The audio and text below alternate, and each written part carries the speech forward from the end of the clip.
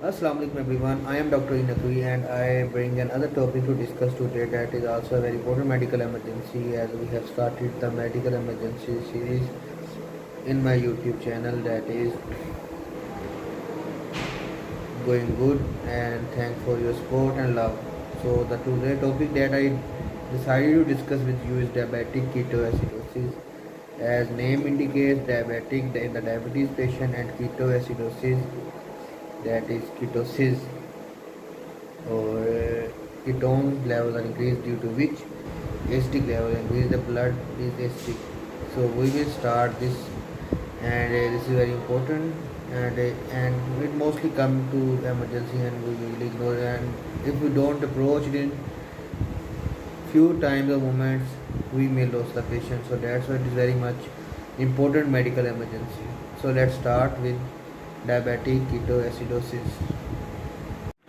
So let's start with the topic that is diabetic ketoacidosis. It is a life-threatening condition that affects the people with diabetes. It is a life-threatening condition. First point to discuss is a life-threatening. The patient, we can lose the patient, and it affects only the diabetic patients. So, and mostly it is common the type 1 diabetes.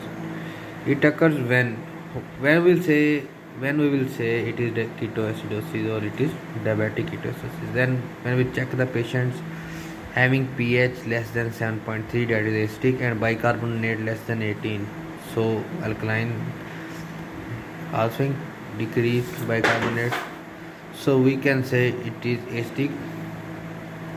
Why this happen? The patient is having insulin level less, so there is a hormone sensitive lipase enzyme that result in the ketosis or catabolism of the fat, and that result in increasing the fatty acids that convert into ketones in the liver.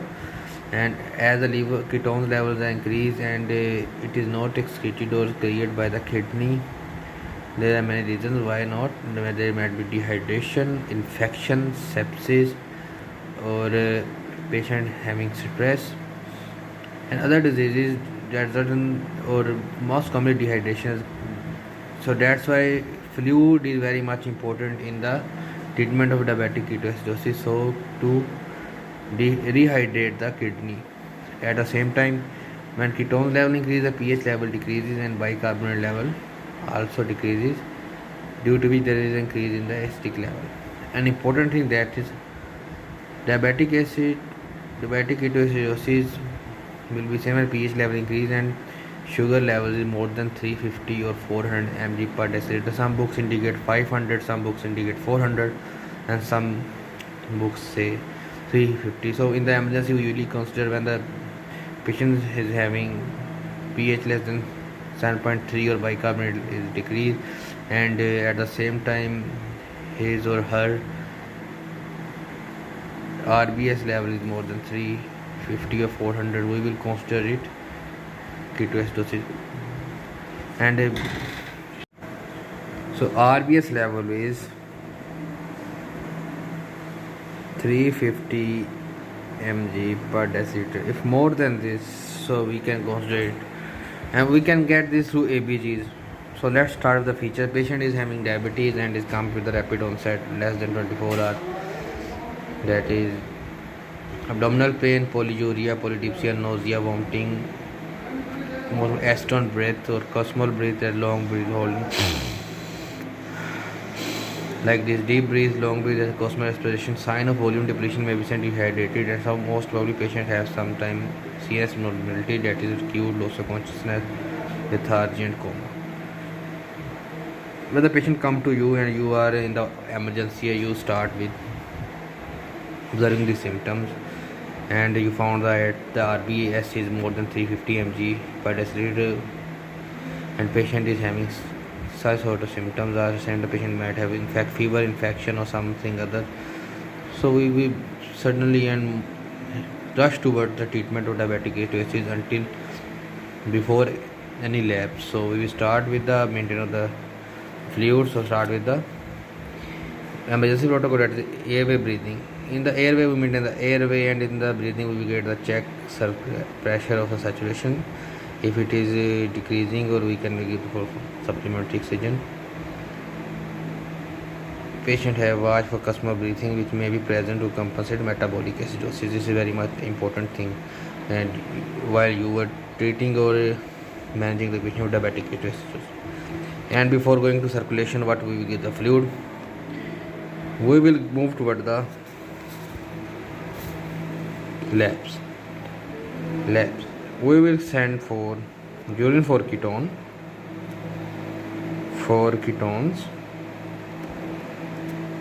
ABGs, so we can find,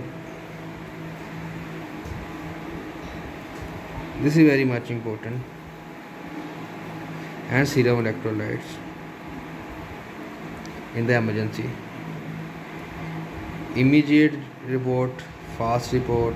We need a quick, immediate or fast report of this, so we can progress according to this and overlaps.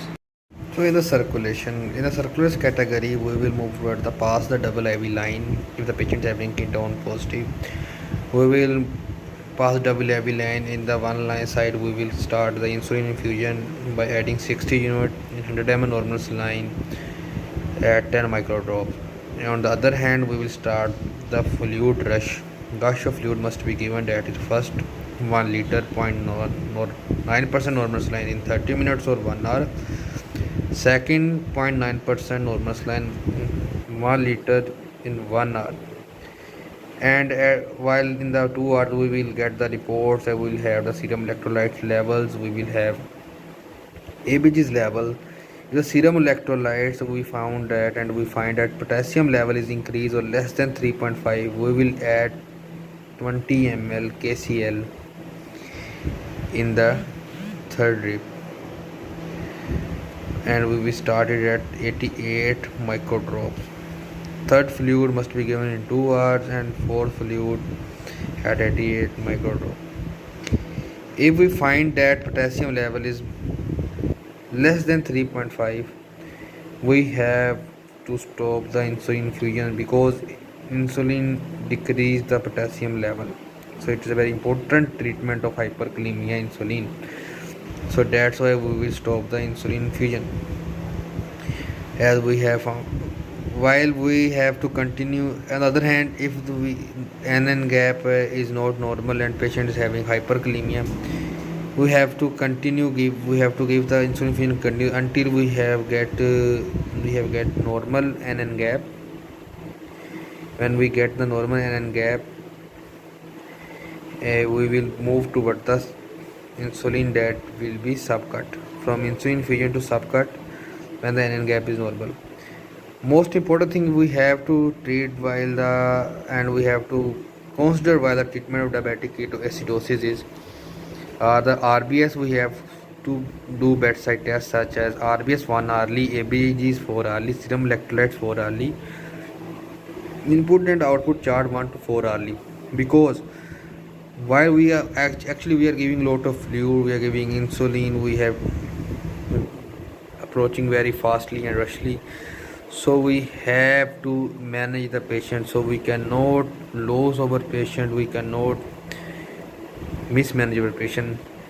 So we have to maintain, so we are giving potassium chloride, we have to give serum electrolytes, so at the center we have to get the ECG, so we cannot consider any arrhythmias or having serum electrolyte disturbance.